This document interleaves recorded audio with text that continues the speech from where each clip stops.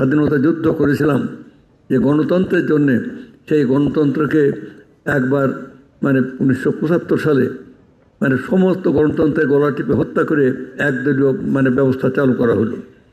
এবং সেখানে সিরাজ শিকদারের মতো দেশপ্রেমিক মানুষ, তাদের সাথে আমার রাজনৈতিক মতপার্থক্য আমাদের থাকতে পারে, কিন্তু তার দেশপ্রেমের কোনো তুলনা ছিল না। তাকে নির্মমভাবে হত্যা করে পার্লামেন্টে দাঁড়িয়ে বলা হলো যে কোথায় সিরাজ শিকদার, আর কথা বলে না। তখন 30,000 মানুষ এভাবে হত্যা করা হয়েছে। অতএব মানুষের জীবনের কোনো মূল্য ছিল না। ঠিক তেমনি গত 18 বছর ধরে এখানে আমাদের কত মানুষ গুম, খুন, অত্যাচার, নির্যাতন, এখানে আজও ইলিয়াস আলীর সন্ধান মেলে নাই। এখানে হাজার শত শত মানুষকে গুম করা হয়েছে, আয়না ঘরে রাখা হয়েছে। এই বিরুদ্ধে লক্ষ লক্ষ, প্রায় 60 লক্ষ মামলা। আমি জানি হাবিবা অন্তত কম করে শতাধিক মামলার আসামি বা তারও বেশি হবে, তা তো আরও বেশি হওয়ার কথা, কারণ সে তো আমাদের ছাত্র নেতা, যুব নেতা, হ্যাঁ, এবং এখন মন্ত্রী। অতএব এই আন্দোলন সংগ্রাম করতে গিয়ে আমরা শুধুমাত্র মানুষের অধিকার প্রতিষ্ঠা আন্দোলন করেছি, এবং সেই আন্দোলন করতে করতে কি অসীম আত্মত্যাগ করেছে আমাদের এই দেশের সাধারণ ঘর থেকে আসা শ্রমিক, কৃষক, মেহনতি মানুষের সন্তানেরা। এবং আন্দোলন করতে গিয়ে আমাদের সমস্ত পর্যায়ের মানুষ, আমাদের প্রিয় নেত্রী, গণতন্ত্রের আপসহীন লড়াই এবং সংগ্রামী ছিল, যার জীবনের মতো শহীদ প্রেসিডেন্ট জিয়াউর রহমানের স্ত্রী, যে জিয়া রহমান বাংলাদেশে একটা নতুন আধুনিক বাংলাদেশ নির্মাণের কাজ শুরু করেছিলেন, এবং তাকে শহীদ মৃত্যুবরণ করতে হলো। এবং বেগম খালেদা জিয়া তিল তিল করে তাকে সেই শেষ পর্যন্ত তার এই বিনা চিকিৎসায়, তাকে চিকিৎসাও দেওয়া হয়নি, বিদেশে পাঠানো হয়নি। তারপরে সে কঠিন জটিল রোগে আক্রান্ত হয়ে তারপরে তিনি আমাদের মাঝ থেকে চলে গেলেন। এখন আমার বক্তব্য হলো যে এর ধারাবাহিকতায় কালমিনেশনে হচ্ছে জুলাই গণ অভ্যুত্থান। জুলাই যে গণ অভ্যুত্থান, এটা শুরু হয়েছে একদিনে নয়। যেমন 48 সাল থেকে শুরু করে ভাষা আন্দোলনের বীজ বপন হয়েছে 48 সালে। সেখান থেকে আস্তে আস্তে সেই বিভিন্ন আন্দোলন সংগ্রামের মাঝ দিয়ে এসে শিক্ষা আন্দোলন, তারপরে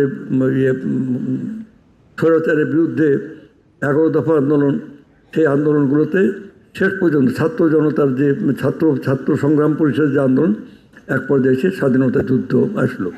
ঠিক তেমনি এই 18 বছরের ত্যাগ এবং তিতিক্ষার মাঝ দিয়ে শেষ পর্যন্ত যে জুলাইতে এটা বিপ্লবে পরিণত হলো, এবং সেই অভ্যুত্থানে পরিণত হলো।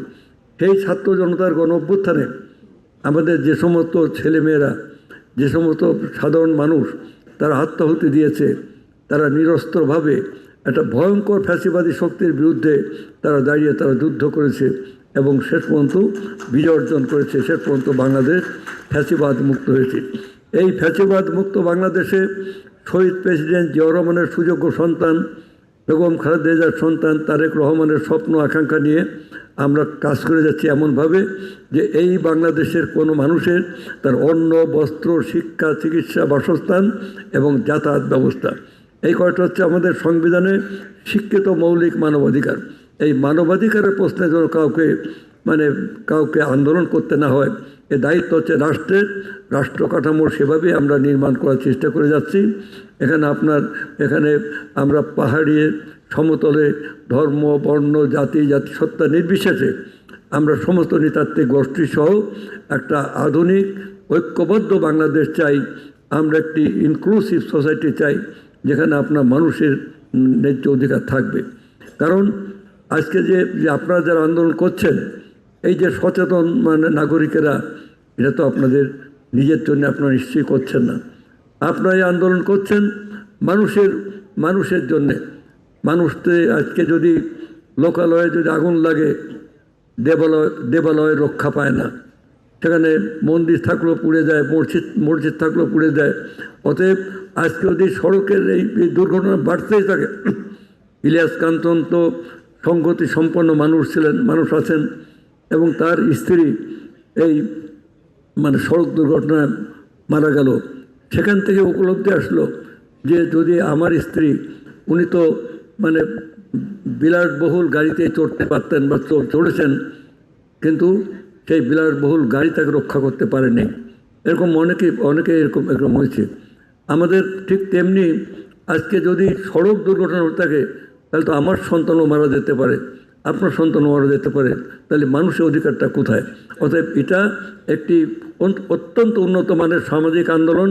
সেই জন্যে মানে সরকারের মন্ত্রী হয়ে আন্দোলন শব্দের সাথে একটা ব্যাপার আছে। তাহলে কি আন্দোলনকে আমাদের বিরুদ্ধে নাকি? আমাদের বিরুদ্ধে হলে হবে? যদি আমাদের বিরুদ্ধে যদি হয় তাহলে তো হবেই। আমার বক্তব্য হলো যে আমরা তৃণমূল থেকে কাজ শুরু করেছি সেই হতদরিদ্র মানুষের জন্যে। এদেশের এখনও পর্যন্ত অন্তত 50% মানুষ দারিদ্র্য সীমার নিচে বসবাস করে। এখানে 80% মানুষ হচ্ছে তাদের মানে কোনো মানে বলার জায়গা নাই। সেই গ্রামের জনগণের জন্যে গ্রাম থেকে কাজ শুরু হয়েছে, নানামুখী কাজ। আমি মনে করি আমাদের সড়ক প্রতিমন্ত্রী এখানে অনেক ভালো ভালো কথা বলেছেন, এটা তাদের দায়িত্ব। আমি শুধু তাদের দায়িত্ব বলবো না, এটা আমাদের সমস্ত সচেতন মানুষের দায়িত্ব। আসুন আমরা সবাই মিলে এই নিরাপদ সড়ক জন্যে, এবং সেটা অনেক কাজ চলছে, কিন্তু কিছু কিছু আইন তৈরি হচ্ছে এবং কিছু কিছু আপনার মানে সেই প্ল্যানিং চলতেছে, যেটা আমাদের হাবিব মানে অনেক কথা বলে গেছেন।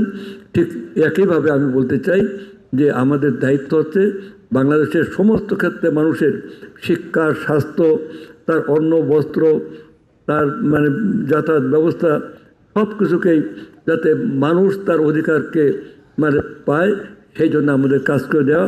এখানে আমাদের কোনো স্বার্থ নাই, আমরা একটি জাতীয় স্বার্থের বাংলাদেশ। আমরা এই দেশে মানুষ হবে